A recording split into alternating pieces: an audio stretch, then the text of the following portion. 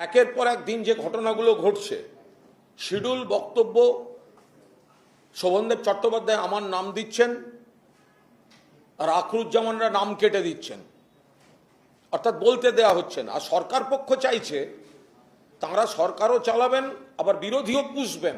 অর্থাৎ গতকাল আমি তৈরি হয়ে এসেছিলাম পুলিশ বাজেটে বলবো সন্ত্রাস ইত্যাদি, আমায় বলতে দেওয়া হয়নি। আমি যখন জানতে যাই তারপর আমার সঙ্গে দমন পীড়ন হয়েছে, আপনারা দেখেছেন সবাই। আমাকে শেষ পর্যন্ত মার্শালদের টিম দিয়ে বার করে দেওয়া হয়, আটকানো হচ্ছে আমাকে, বাদ দেওয়া হচ্ছে আমার নাম। আমি প্রতিবাদ করতে যাচ্ছি, আমার উপর দমন পীড়ন চলছে। আপনি বলছেন কলঙ্কজনক। কলঙ্ক তো আমাকে বাদ দেওয়ার যে খেলাটা হচ্ছে, চক্রান্তটা কলঙ্কের। তখন আমি কারোর গায়ে, এমনকি কোনো ডেস্কেও আমি স্পর্শ করিনি, কারুর কোনো মাইক স্পর্শ করিনি, কারুর কোনো শরীর স্পর্শ করিনি, উল্টে আমাকে এসে অ্যাটাক করা হয়েছে। আগামীকাল যে পুরো নগরোন্নয়ন দপ্তরের বাজেট আছে, আমার দলের তরফ থেকে শোভনদেব চট্টোপাধ্যায় জানিয়েছেন তিনি আবার আমার নাম দিয়েছেন এবং আমাকে প্রস্তুত থাকতে বলেছেন। আর অন্যদিকে আখরুজ্জামান শোভনদেব চট্টোপাধ্যায়কে জানিয়েছেন যে কোনো কারুর নাম দিন, আমরা কুণাল ঘোষকে বলতে দেব না। এটা কোন দেশি গণতন্ত্র হচ্ছে?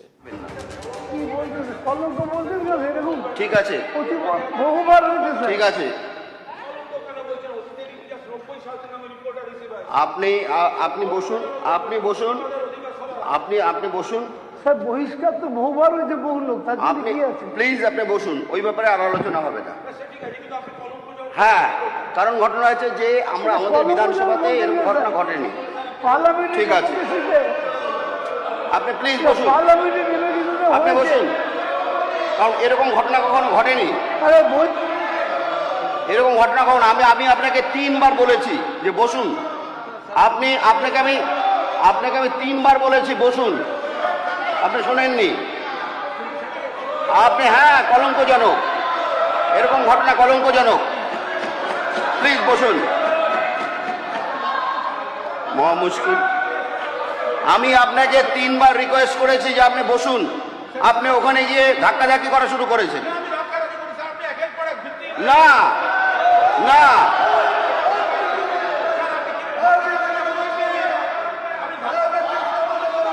আমি আপনাকে আমি 3 বার রিকোয়েস্ট করেছি, তা আপনি আমার কথা শোনেননি। ওখানে ধাক্কাধাক্কি হচ্ছে, আমি দেখেছি।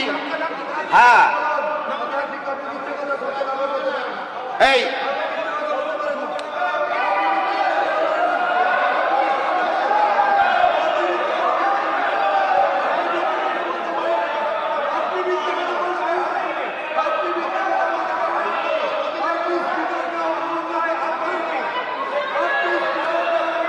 গতকাল যেটা ডিসিশন,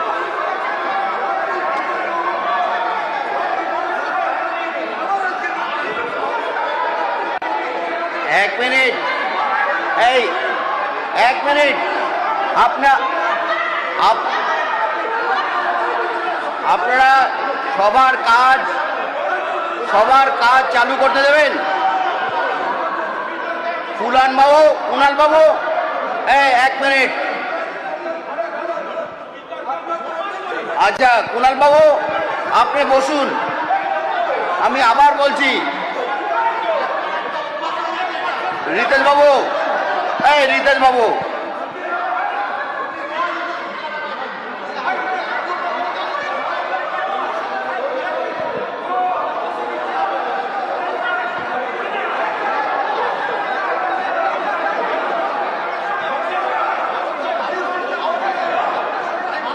পরিচালনা করতে দিন। আমি আপনার এই বিষয়ে আর আমি আপনাকে আমি ঠিক বলেছি, কারণ ঘটনা আছে একদম। আমি ধাক্কাধাক্কি করিনি, আমি কোনো ধাক্কাধাক্কি করিনি। আপনি বসুন, আপনি আপনার নিজের জায়গা বসুন। আপনাকে সম্মান করি, আপনি নিজের জায়গা বসুন। সম্মান করলে পরে আমি আপনাকে বলছি, আপনি শুনছেন না? শুনছি তো, তাহলে বসুন গিয়ে। আপনি ওখানে বসুন গিয়ে। আমি বলছি, আপনি বসুন। গতকালকে বিধানসভায় হামলার পরে আজও বিধানসভায় গন্ডগোল হয়েছে। গতকালকে কুণাল ঘোষকে বিধানসভা থেকে চেংদোলা করে বাইরে বের করে দেওয়া হয়েছিল, সাসপেন্ডও করা হয়েছিল কালকের জন্য। কিন্তু কুণাল ঘোষ আজকে আবার সেই ঝামেলায় জড়িয়ে পড়েছেন বিধানসভার ভিতরেই। কুণাল ঘোষ বলছে যে আমাকে বলতে না দেওয়া হলে আমি কাউকে বলতে দেব না। যে সময় ঋতুব্রত তৃণমূল পন্থী আক্রুপ জওয়ান কথা বলতে উঠে তাকে বাধা দেয়, তার সাথে বিতর্কে জড়িয়ে পড়ে। স্পিকার বলছে যে বসুন বসুন বসুন, কিন্তু স্পিকার কথাও শুনছে না।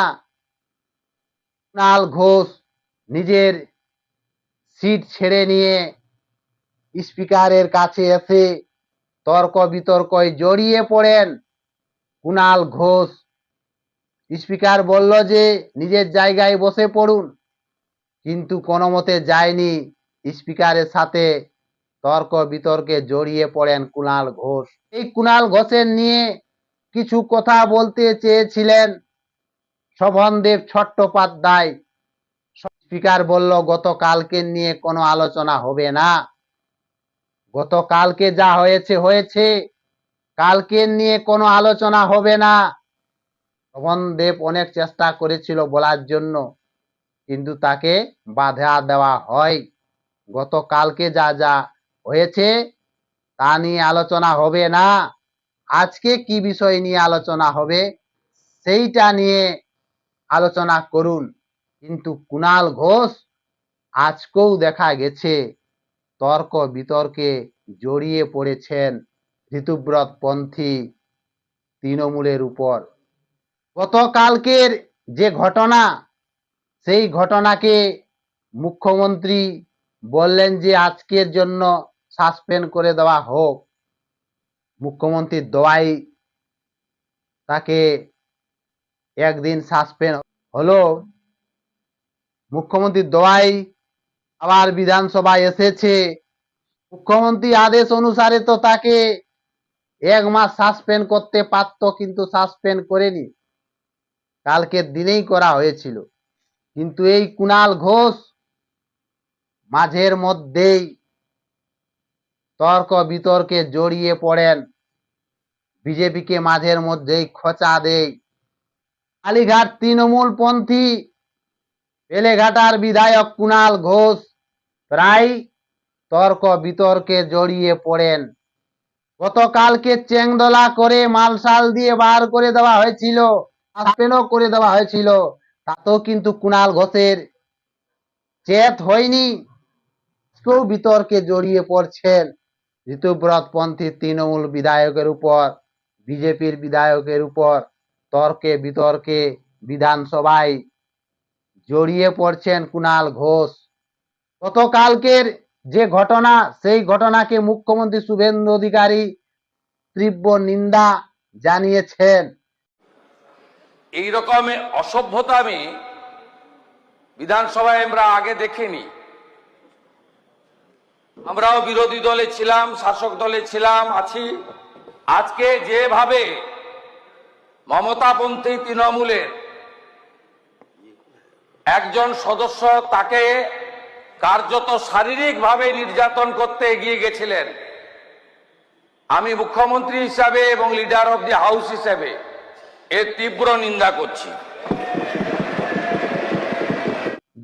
উনি মুখ্যমন্ত্রী বলেছেন যে এইরকম দৃশ্য, এইরকম অসভ্যতা আচরণ কোনোদিন বিধানসভায় দেখা যায়নি। মুখ্যমন্ত্রী বললেন আমরাও তো বিরোধী ছিলাম, সে সময় কিন্তু এরকম অসভ্যতা কেউ করেনি। যে সময় শুভেন্দু অধিকারী বিরোধী দলনেতা ছিলেন সে সময় 5 বার সাসপেন্ড হতে হয়েছিল, 11 মাস বিধানসভার বাইরে ছিল, তা তো এই মুখ্যমন্ত্রী করেনি। মুখ্যমন্ত্রী তো বলেছে যে বিরোধী বিধায়করাকে কথা বলার জন্য 50-50 সময় থাকবে, কথা বলতে সময় দেওয়া হচ্ছে, কিন্তু কুণাল ঘোষ মাঝের মধ্যেই তর্ক বিতর্কে খোঁচা হয়ে বিজেপির খোঁচা হয়ে দাঁড়িয়ে থাকেন। তাই আজকে অনেক তর্ক বিতর্ক, কালকের মতো আজকেও বিধানসভায় অনেক তর্ক বিতর্ক হয়েছে।